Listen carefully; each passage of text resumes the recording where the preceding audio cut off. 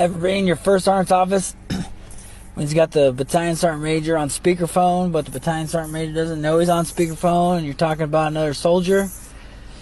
And the command sergeant major is like, yeah, we're going to have to get rid of him. We ain't got time to babysit soldiers. We're already babysitting sergeant first class reading. So then you proceed to say something because you ain't no bitch. Ain't gonna let him run his mouth like that. First sergeant hangs up the phone. And Sergeant Major calls back. He's like, hey, I'm sorry, I didn't hear you. And first sergeant's like, hey, Sergeant Major, Sergeant Reed's in here. I got you on speakerphone. And the battalion sergeant major goes, well, I don't give a damn.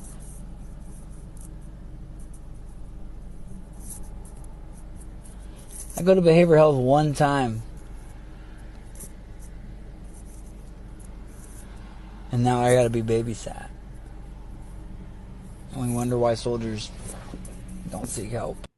Yeah, that really happened to an E7 in the Army. Imagine if that was a lower rank. We'll talk about this much more in depth right here. What is up, guys? You're tuning in to NickyMGTV for another video. As always, you can hit me up on Instagram, Snapchat, Twitter, or down in the comments below. If you do have questions, make sure you guys like, comment, subscribe, notification bell, all of that stuff, which allows the channel to grow interaction and engagement. We appreciate it. I want to jump right into this topic that Task and Purpose brought up. I was unaware of this TikTok which occurred where this E7 mentions some exposing details of some of the quotations toxic leadership, as quoted by some of the news media here, of the people, or the leadership I should say, over at Fort Hood. To give you some background story, there has been a lot of spotlight on this base, specifically with the Vanessa Guillen situation, also various other soldiers. I do not want to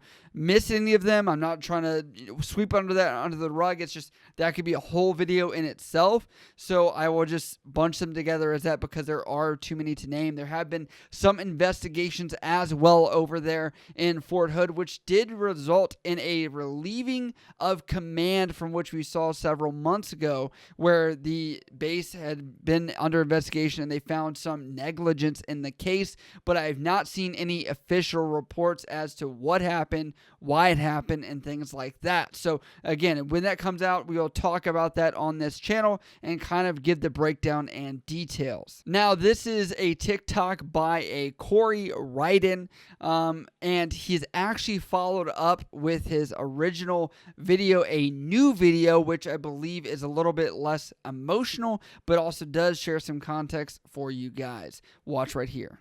So I just want to thank everybody for the support for the video yesterday. There's more than one side to the story, obviously, and you guys aren't getting all of it. I'm not doing my job. I was moved to S3. There's no legal or UCMJ action or anything like that. I was moved because a deal was made to get rid of an NCO that was sticking up for soldiers, right? Issue with the Sergeant Major yesterday was the first interaction I ever had with the Sergeant Major, because he's only been around for about a month now, was as he told us, he goes, I'm all about the soldiers. And I was like, oh, okay, I hear you, Sergeant Major.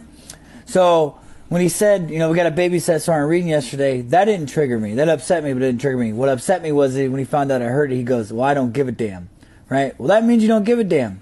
I'm going to tell you why. Because you got a warrant officer in your formation that told a soldier that he should kill himself last year, and he's still doing his job.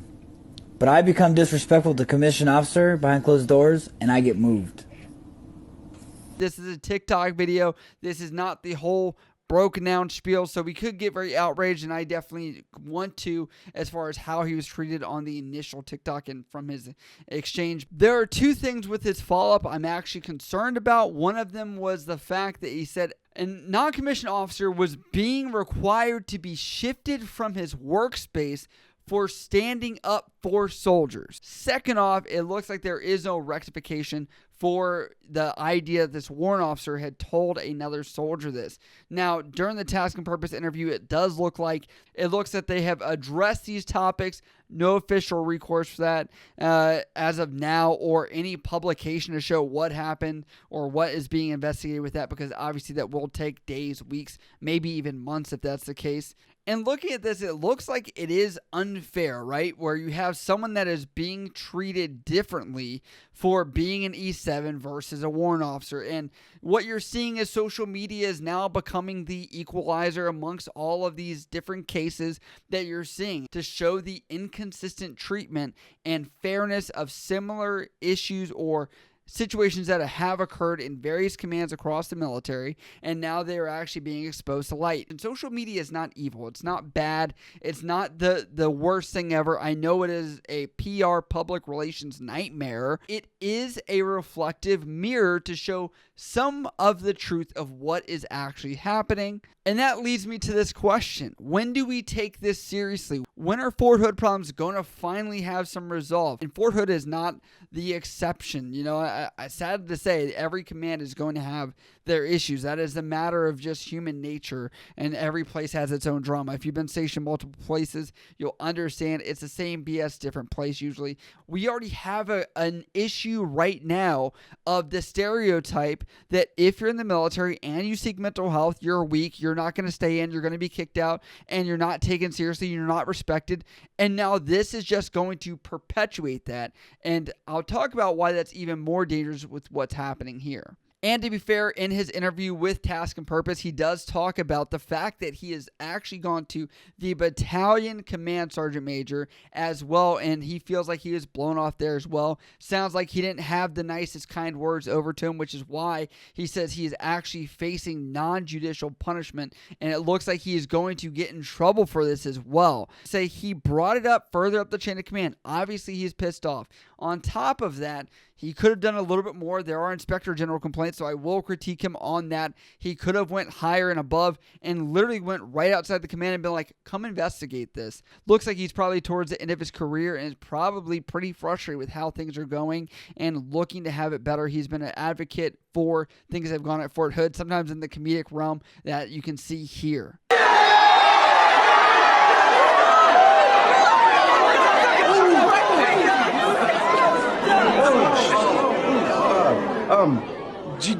When did I get stabbed? That's awesome! He has also been one of the people that has been an advocate for Vanessa Gillian as well with videos like this. I want to tell a story, all right? You got two soldiers in an arms room together, one male, one female. The male soldier picks up a hammer, kills the female soldier, stuffs her in a pelican case, drives her about 30 miles away, calls his girlfriend. They decide to cut her up, try to burn her. Doesn't work, so they throw her in a shallow grave, throw lime on her and cement. And then it takes over 30 days to arrest that soldier for murder. Before they can, he kills himself. So now, you think that's kind of wild, right? Unbelievable? That's a true story.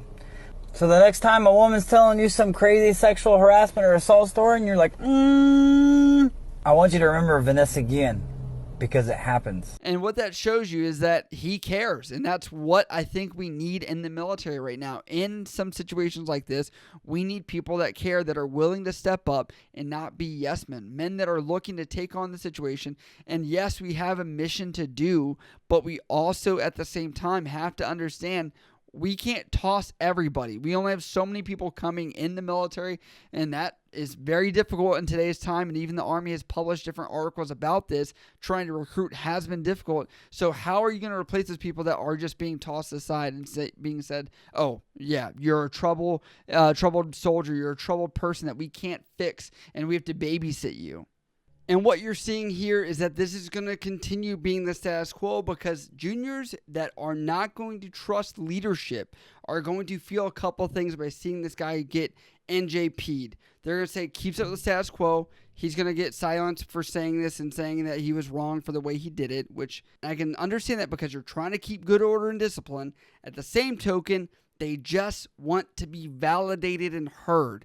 What I see is that after the riots we had this year, there were groups here, groups there about trying to rectify underlying turmoil. This is another layer of that turmoil that people currently have in the military that they want to discuss and make sure transparency is there and fairness is there, which I don't think many people think is wrong. It's just actually doing that and going about it to ensure it's the same across the board. Whether you're E1 or whether you're O10, the same treatment no matter what. And it is concerning because looking at this, he did go through different levels of leadership between his sergeant major, it looks like probably the commanding officer as well. If he went out of the command, I would assume so. That's how it should be.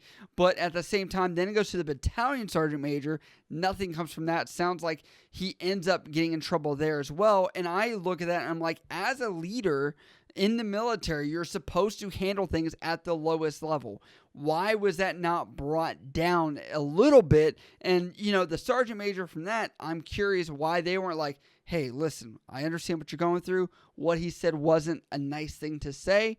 I will talk to him peer to peer if you don't feel comfortable, or I will sit down with both of you to rectify this. Does everything require an IG, Inspector General complaint, in order for someone external source to come validate what junior soldiers, sailors, Marines are saying? It shouldn't be, and you're going to bog down the system if we're not handling stuff at the lower level, and that's the whole purpose of it. We literally have only each other. We are some of the few people that understand what everyone in this organization is going through, and we are some of the few people that have any standing camaraderie and brotherhood that even has a remnant of that. From everyone I've ever talked to that's gotten out, they're like, you're not going to experience what you experience here.